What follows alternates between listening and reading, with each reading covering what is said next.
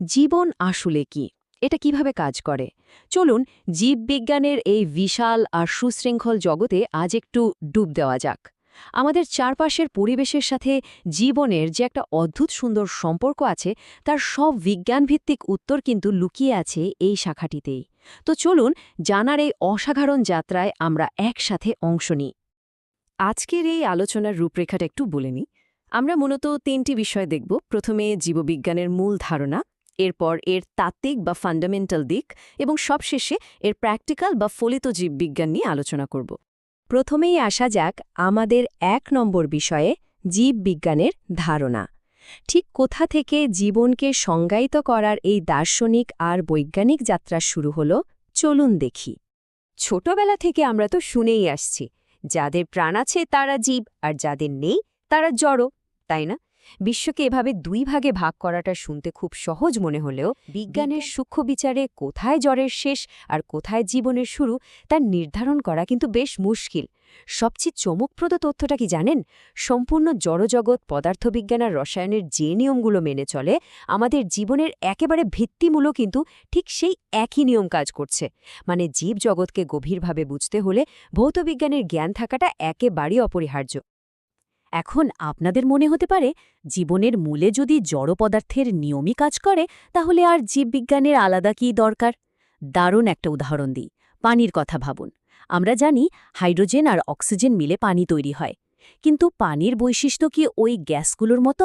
একদমই না। পানি সম্পূর্ণ নতুন একটা জিনিস।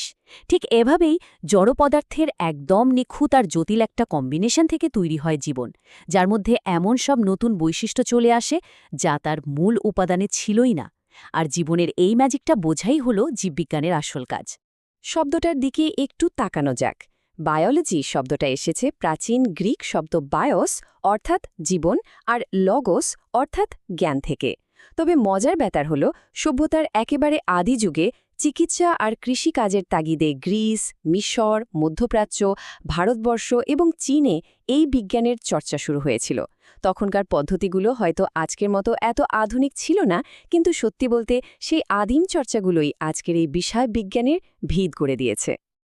ইতিহাস ঘাঁটলে দেখবেন, একসময় মানুষ ভাবত চারপাশে শুধু উদ্ভিদ আর প্রাণী আছে, তাই জীববিজ্ঞান মানেই ছিল শুধু বটানি আর জুলজি। কিন্তু এখন আমরা জানি ব্যাপারটা এতটাও সিম্পল নয়। ব্যাকটেরিয়া, ছত্রাক বা ভাইরাসের মতো এমন অনেক মাইক্রো অর্গানিজম আছে যাদের না বলা যায় উদ্ভিদ না প্রাণী। তাই জীবের ধরন অনুযায়ী আধুনিক জীববিজ্ঞান এখন আগের সেই পুরনো বিভাজন থেকে বেরিয়ে এসে আরও অনেক সুনির্দিষ্ট শাখায় ছড়িয়ে পড়েছে। এবারে আমরা ঢুকছি আমাদের আলোচনার দ্বিতীয় ভাগে, ভৌত জীববিজ্ঞান বা ফান্ডামেন্টাল বায়োলজি। এই অংশটা মূলত জীবনের তাত্ত্বিক অনুসন্ধানগুলো নিয়ে কাজ করে। ফান্ডামেন্টাল শাখাকে যদি আমরা স্ট্রাকচার বা গঠনের দিক থেকে দেখি, তাহলে বেশ কয়েকটা মজার বিষয় পাই। ধরুন, জীবের বাহ্যিক আর ভেতরের দৈহিক গঠন কেমন সেটা আমরা জানতে পারি অঙ্গসংস্থান বা মরফোলজি থেকে। আবার জীবনের সবচেয়ে ছোট একক মানে কোষ নিয়ে ঘাটাঘাটি করে কোষবিদ্যা বা সাইটোলজি। আর অনেকগুলো কোষ মিলে যখন টিস্যু তৈরি করে, সেই টিস্যুর কাজ আর বিন্যাস নিয়ে আলোচনা করে হিস্টোলজি। এক কথায়, জীবনের একদম বেসিক বিল্ডিং ব্লকগুলো এখানে আমাদের চোখের সামনে পরিষ্কার হয়ে ওঠে।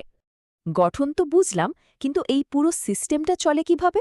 আচ্ছা, শারীরবিদ্যা বা ফিজিওলজি আমাদের জানায় কিভাবে শ্বাস-প্রশ্বাস বা সালোক সংশ্লেষণের মতো কাজগুলো ঘটে।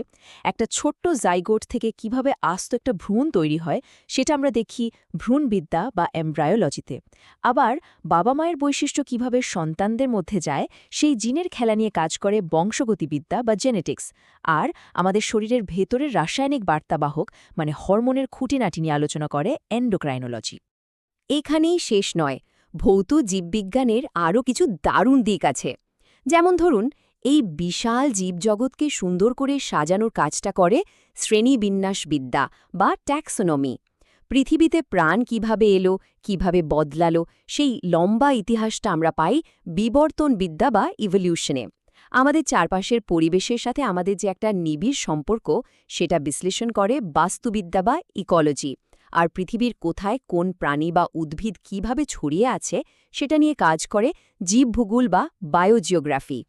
তাত্ত্বিক দিকগুলো তো অনেক হলো। এবার চলুন যাই আমাদের তৃতীয় এবং শেষ অধ্যায়ে, ফলিত জীববিজ্ঞান বা অ্যাপ্লাইড বায়োলজিতে। মানুষের জীবন আর পরিবেশের কল্যাণে তাত্ত্বিক জ্ঞানটা আসলে কিভাবে কাজে লাগছে সেটাই আমরা এখানে দেখব। অ্যাপ্লাইড বায়োলজির একটা বিশাল অংশ জুড়ে আছে আমাদের প্রাকৃতিক সম্পদের ঠিকঠাক ব্যবহার।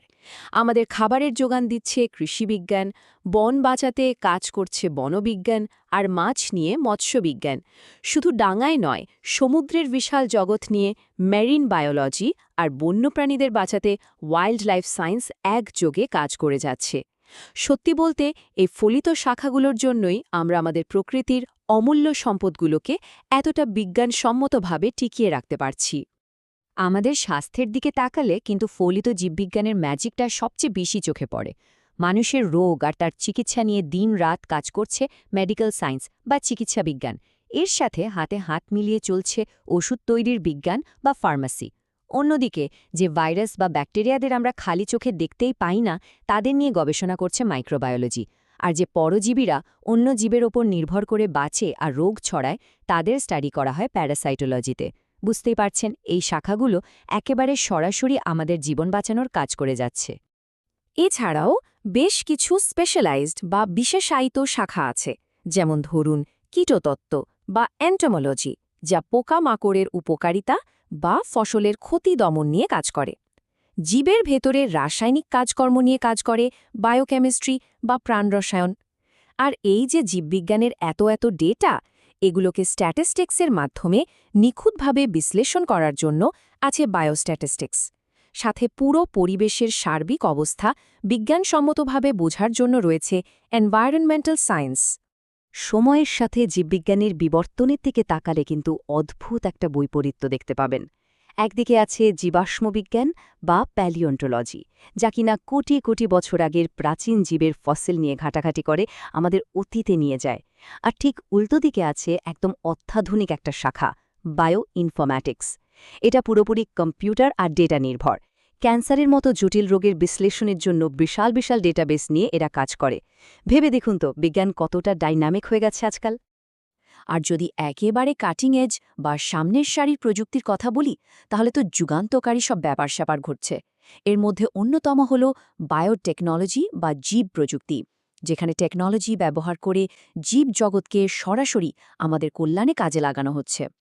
আর জেনেটিক ইঞ্জিনিয়ারিং বা জিন প্রযুক্তি তো একেবারে গেম চেঞ্জার। জীবের জিনগত গঠনটাই পাল্টে দিয়ে এরা একদম নতুন সব সম্ভাবনা তৈরি করছে। পোকামাকড় প্রতিরোধী উন্নত ফসল তৈরি থেকে শুরু করে জটিল রোগের জাদুকরী প্রতিকার, সবখানি এখন এই শাখাগুলোর রাজত্ব। ভাবলে অবাক লাগে, তাই না?